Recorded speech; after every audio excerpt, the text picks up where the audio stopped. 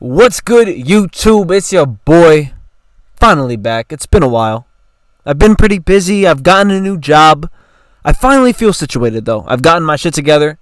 I'm at the point where I can make daily videos and not fuck up my sleep schedule. So, let's dive in.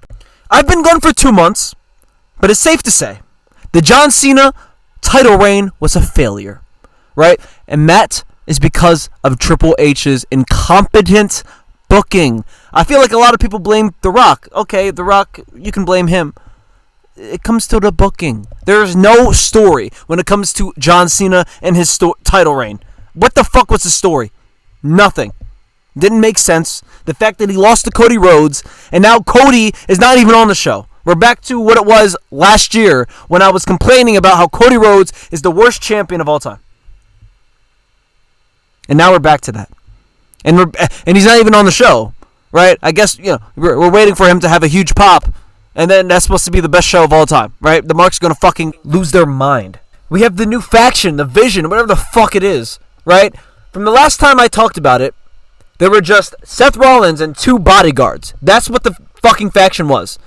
Now, it's the same thing, right? Now, the last show on SmackDown, they had a great tag team match against Fraxium, so I will give them credit. Right, I will talk about that, but there's still no characters between. Like, it's the same shit, right? I did like I remember the Shula Follow shit they did with Brunson Reed, but that's still dumb, right? He was carrying fucking Roman Reigns' shoes. Are you fucking kidding me? That's what we're doing, and the fact, like, I would have enjoyed that if there was a story, right? The story was just like, I'm gonna take your shoes and wear them around my neck. As like it's so stupid, bro. It's so stupid, man. It's very stupid, right? And it comes down to the reason why these shows aren't doing well is because there's no new stars. It's the same fucking show every week. You have the same stars. You have the same heels. You have the same faces. You have the same promos. You have the same matches. You have to change it up. There's so many people that they're paying on this roster that doesn't even get an ounce, doesn't even get a second of screen time, right? You look at the NXT, there's so much people. You look at TNA, there's so much people that they can just bring in once a week. Bring in a different fucking person. Do that, I don't know. Push new stars. Carmelo Hayes, I think they're trying to push him. I see they're doing like a weird storyline with him and The Miz. Whatever. I feel like that's the only real story, right? Between like a veteran, a rookie. That's what I wanted from the beginning with The Miz and Carmelo. They were trying to do like some face tag team in the beginning on some weird shit, right? Now it's getting somewhere, right? There's a story. But like, who's the new star, right? You look at Jey Uso still on top. Jey fucking Uso, a guy who can't even fucking do a promo. It blows my mind how Jey Uso can make it to the top of WWE and not be able to cut a promo, not be able to put on a good match. I really don't know. I'm still, it's still baffling to me. I'm sorry. The fact that this man won Royal Rumble, defeated Gunther, had the title for, how long did this guy have a title for, and then lost it? Like, what is the point of him being in the main event, Jey Uso? Put him back in the tag team. Put him back in the mid-card. I don't even want him in the mid-card, to be honest. Put him in the NXT. Fuck. Now, let's start with the show. We start off with Brock Lesnar coming out, intimidating Michael Scott, whatever the fuck his name is, right? But then we get Corey Graves. Comes and saves Michael's life. And instead, Corey Graves gets F5'd. Now, I guess they're trying to make Brock Lesnar look cool, I guess, but I feel like a better way to make him look strong and cool is if they had a backstage segment, and let's say LWO comes up to Brock Lesnar. It's like, oh, welcome, Brock Lesnar. We love to see you back, right? And then he basically just picks him up, shoves him in a locker, and closes it on them. That's a great way of showing how cool a character can be. But no, they want us to see Corey Graves get F5'd. I could care less, right? Next, we get a scene of, after that, Brock Lesnar is, and by the way, if Brock Lesnar just basically destroyed your commentator, right? Why isn't there any security? Maybe there was security, but from what I remember, there was really no security. But then Brock Lesnar walks back. He reunites with Paul Heyman, and they kind of set up Brock Lesnar and Paul Heyman maybe reuniting, or at least having a conversation. Now, this is something I'm intrigued by, right? Hopefully, Triple H can finally tell a story, right? Because there's a lot of opportunity here, right? You have Brock Lesnar, a former client of Paul Heyman. Paul Heyman is currently with the Vision, right? Bronson Reed, Braun Breaker, right? Seth Rollins. Let's have some political rivalry, political drama between Brock Lesnar, Seth Rollins, and all these other guys. Please tell a good story. We then get a tag match between Charlotte Flair, Alexa Bliss versus the Secret Hervis. Alexa Blair and Charlotte Flair get the win. Next, we get a backstage segment with the Street Profits and B-Fab. B-Fab is basically, okay, I've missed a couple shows, so I guess the Street Profits have been beefing. They lost their titles, so I guess, they're angry. They've been blaming each other, I'm guessing. B-Fab is trying to get them on the same page, saying, you guys got this. You have to get back gold again. And they both agree that they're going to get gold again. Now, Montez leaves. Bo Dallas comes behind Angelo Dawkins and basically whispers in his ear. And it's like, oh, you call that a brother? I'm telling you, if you were with me, we'll be real brothers. Basically, do you guys remember Karrion Kross? It looks like Bo Dallas is in the same position Karrion Kross was originally in last year. So, Bo Dallas is whispering in Angelo Dawkins' ear. Montez Ford, what are you saying in his ear? And, there's a little brawl, some weak-ass brawl that happened. We then get the tag match between the Vision versus Fraxium, and this was the best match of the night, in my opinion. Fraxium always puts on a good match. I mean, and you pair that with Bronson Reed, Braun Breaker, two guys who put on great matches all the time. Great match. So, nothing more I can say. It was just a really good match. I was entertained. Great moves all around.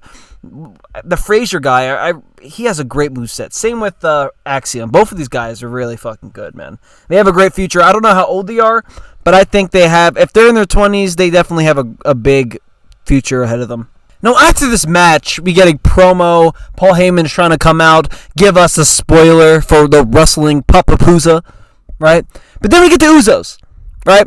And I guess that the Uso Penitentiary is fucking back.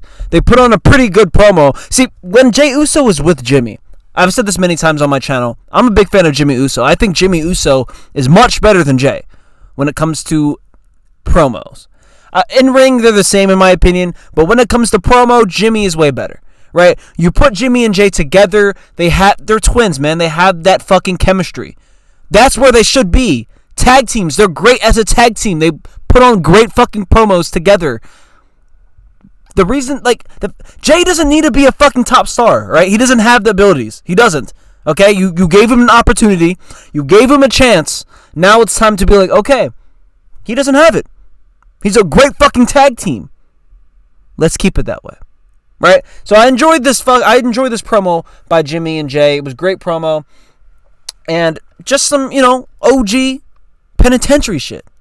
We then get a Nia Jax promo, and she basically just, calls out the women's division. Then we get Tiffany Stratton that comes out. Then we get Jade Cargill that comes out. It's so fucking predictable, right? And it's just, can we please have an organic feud or an organic triple threat?